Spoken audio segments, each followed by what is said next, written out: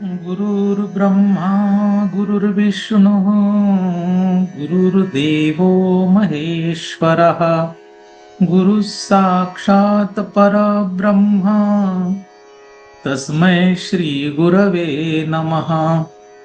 वसुदेवसुतं देवं कंसचाणूरमर्दनं देवकी परमानन्दम् कृष्णं वन्दे जगद्गुरुं। हरि ओम तत्सत्। हरि ओम तत्सत्। हरि ओम तत्सत्। सद्गुरुनाथ भगवान की जय। चैतन्य आश्रम, आळंदी देवाची, पुणे, महाराष्ट्र, भारत। संस्थापक ब्रह्मीभूत सद्गुरु श्री अनाप महाराज। इनकी असीम कृपा से श्रीमद् भगवद गीता का एक विशेष अभ्यास हम लोग कर रहे हैं। आज पहले अध्याय का दूसरा श्लोक हम देखेंगे। संजय उवाच दृष्ट्वा तु पाण्डवानीकम् व्यूढं दुर्योधनस्तदा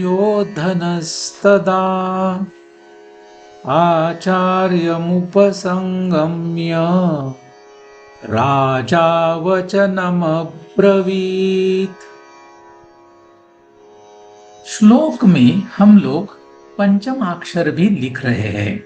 जैसे आप लोग यहाँ पर देख सकते हो कि पांडवानीकम, यहाँ पर जो अनुस्वार है, इस अनुस्वार का वौ ऐसा उच्चार हो सकता है। ऐसा उच्चार क्यों होगा?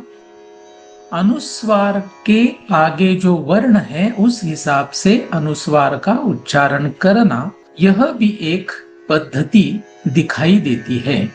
भारतवर्ष में ज्यादातर लोग इस अनुस्वार का उच्चारण म ऐसा करते हैं, लेकिन व्याकरण में इस अनुस्वार का उच्चारण अनुस्वार के बाद में आने वाले वर्ण के हिसाब से भी किया जाता है। जैसे क वर्ग का अगर व्यंजन अनुस्वार के बाद है तो क वर्ग का जो पंचमाक्षर है उसका उच्चारण होगा। त वर्ग का अगर कोई वर्ण अनुस्वार के आगे है तो त वर्ग के पंचमाक्षर का उच्चारण होगा।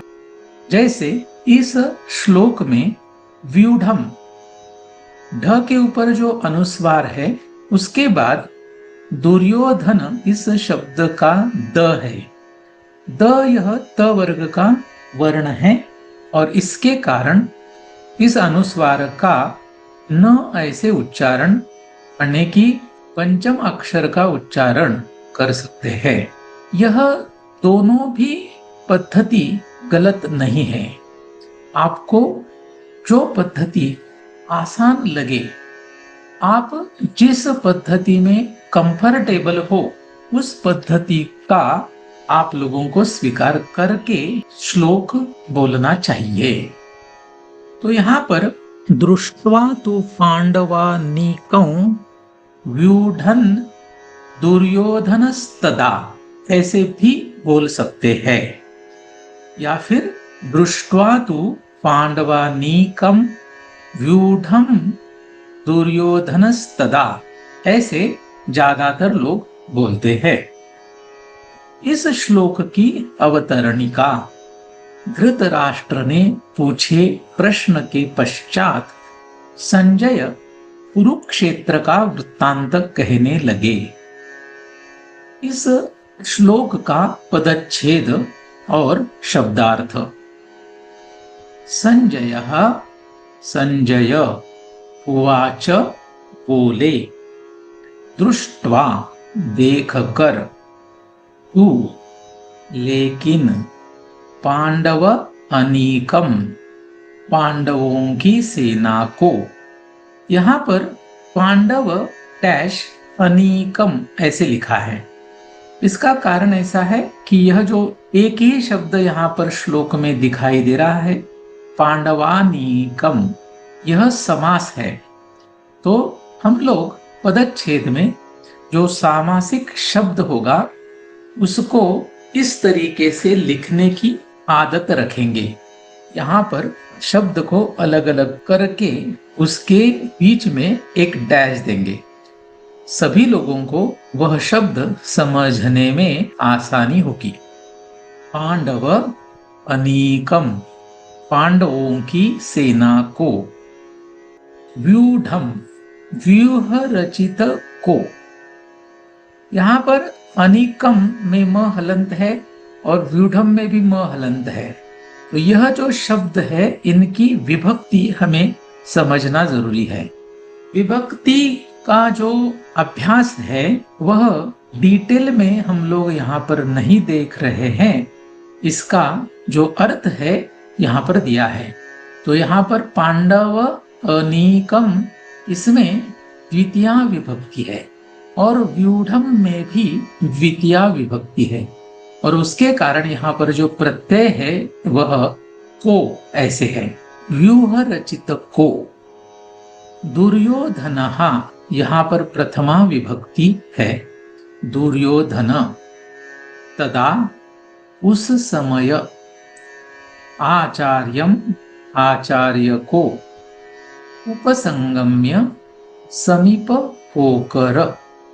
राजा, राजा। वचनम, वचन को। अब्रवीत, बोला। इसका पहले अन्वयार्थ देखते हैं। शब्दार्थ जो है उसको लेकर यहाँ पर अन्वयार्थ लिखा है। संजय बोले, लेकिन उस समय राजा दुर्योधन व्यूह रचित पांडवों की सेना को देखकर आचार्य को समीप होकर वचन को बोला। अन्वयार्थ से अन्वय लिखना हम लोगों ने डिसाइड किया है। तो संजय उवाच, संजय बोले का यह अन्वय है। लेकिन तू, उस समय। तदा, राजा दुर्योधन, राजा दुर्योधनः। व्यूह रचित, व्यूढ़म, पांडवों की सेना को देखकर। पांडवानीकम दृष्ट्वा, आचार्य को समीप होकर। आचार्यम उपसंगम्य, वचन को बोला। वचनम अब्रवीत। तो इस तरीके से यह अन्वय होगा। सरल अर्थ में संजय बोले, लेकिन उस समय राजा दुर्योधन व्यूह रचित पांडवों की सेना को देखकर, आचार्य माने कि द्रोणाचार्य के समीप जाकर। यहाँ पर हमने थोड़ा बदल किया है।